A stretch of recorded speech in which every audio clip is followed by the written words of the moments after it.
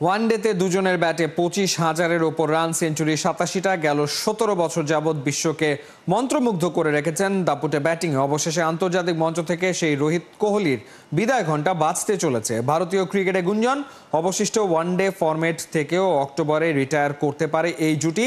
কিন্তু বাস্তবতায় আছে বেশ কিছু যদি কিন্তু, সেগুলো তুলে ধরছেন পার্থ বণিক। টি-20 বিশ্বকাপ জয়ের পর একসাথে অবসর নিয়েছিলেন টি-20 থেকে। টেস্টেও দুজনে রিটায়ারমেন্ট নেন ৫ দিনের ব্যবধানে। ভারতের জার্সিতে যে ওয়ানডে ফরম্যাট বাকি ছিল, এখন সেটাকেও বিদায় বলার কাছাকাছি রোহিত শর্মা ও বিরাট কোহলি। ভারতীয় ক্রিকেটে ব্যাপক গুঞ্জন। ২৫ অক্টোবর সিডনিতে অস্ট্রেলিয়ার বিপক্ষে তৃতীয় ওয়ানডেতে দুজনকে গ্র্যান্ড ফেয়ারওয়েল দেবে ভারত।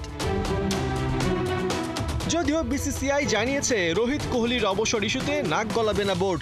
রিটায়ারমেন্টের ব্যাপারে তারাই সিদ্ধান্ত নেবেন। পিটিআইকে দেয়া সাক্ষাৎকারে এক বিসিসিআই কর্তা জানিয়েছেন, রোহিত কোহলির মনের মধ্যে কিছু থাকলে বিসিসিআইকে জানাবেন। ইংল্যান্ড সিরিজের আগে দুজন তেমনটাই করেছিলেন। তবে এই মুহূর্তে বোর্ড শুধুই টি-20 বিশ্বকাপ এবং তার প্রস্তুতি নিয়ে চিন্তা করছে। এশিয়া কাপে সেরা দল পাঠানো হবে, সবাই যাতে ফিট থাকে সেটা দেখাই বোর্ডের প্রধান কাজ। অবশ্য মুখে রোহিত কোহলিকে নিয়ে মধুর কথা বললেও ভেতরের খবর একদম উল্টো। জানা গেছে নির্বাচকদের ২০২৭ ওয়ানডে বিশ্বকাপের প্ল্যানে নেই এই দুই কিংবদন্তি। কেননা সে সময় রোহিতের বয়স হবে ৪০ আর কোহলির ৩৯।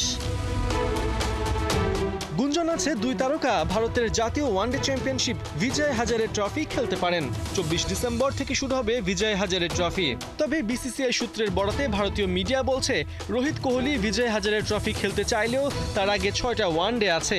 অস্ট্রেলিয়া ও দক্ষিণ আফ্রিকা সিরিজের মাঝে দক্ষিণ আফ্রিকা এ দলের সিরিজ আছে ভারত এ দলের সঙ্গে। প্রশ্ন হলো, এই জুটি এ দলের ম্যাচগুলো খেলতে চায় কিনা।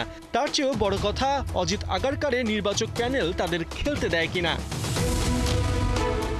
এদিকে কলকাতায় এক অনুষ্ঠানে সাবেক ভারতীয় অধিনায়ক ও বিসিসিআই প্রেসিডেন্ট সৌরভ গাঙ্গুলি রোহিত কোহলির পাশে দাঁড়িয়েছেন। তার সাফ কথা, ভালো খেললে দুজনেরই খেলা চালিয়ে যাওয়া উচিত। এখন দেখার বিষয় ভারতীয় ক্রিকেটে রোহিত কোহলির শেষটা কোথায়, কখন আর কিভাবে হয়। পার্থ বণিক, ৭১।